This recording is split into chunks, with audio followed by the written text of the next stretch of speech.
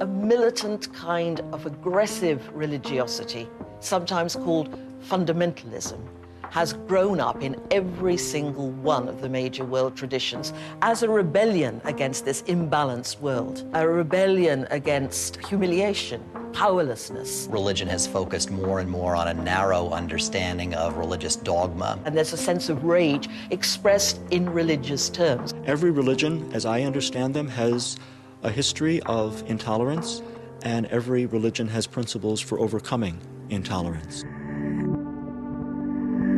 I want people to hear the compassionate voice of religion. I want to change the conversation and bring compassion to the forefront of people's attention. Compassion is at the heart of my religion. And religion, when it's done in a healthy way, should enhance that. It's recognizing each other's humanity. It's realizing that it doesn't matter if they're Jewish or Christian or Buddhist or Hindu or Islamic, is that they're a fellow human being, that they're suffering, and that that's avoidable. As a Muslim, you have to submit to the will of God, and submitting to the will of God means that you have to be compassionate and kind to your fellow human beings. That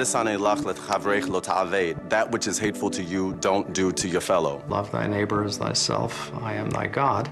Don't do to others what you wouldn't like them to do to you. The golden rule is a golden rule in so many different world religions. And we need to somehow find a way to implement the golden rule globally so that we treat other nations, other peoples, whoever they may be, as we would wish to be treated ourselves.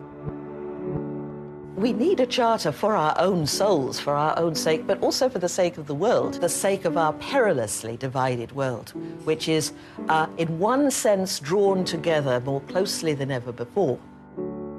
The world will be invited to make their own contributions, make their own comments, tell their own stories about compassion or the lack of it.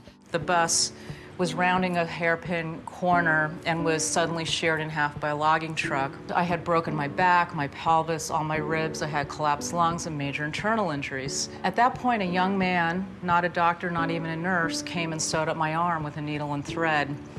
And he saw the need, and this young man saved my life. And that man took off his leather jacket, took off his sweater, and then took his shoes off in the middle of the street, removed his socks, and gave them to the naked man. And both of them began to cry because it was such a moving experience that this little black lady grew these tomatoes and gave them to someone she didn't know, purely out of a sense of love. I remember she sat with me while I cried, feeling this just unconditional compassion. It felt like I was drinking fresh water. And that social worker fought for me to be able to stay in school.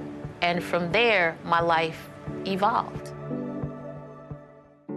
The task of our generation, whether we are religious people or secular people, is to build a global community where people of all persuasions can live together in peace and harmony.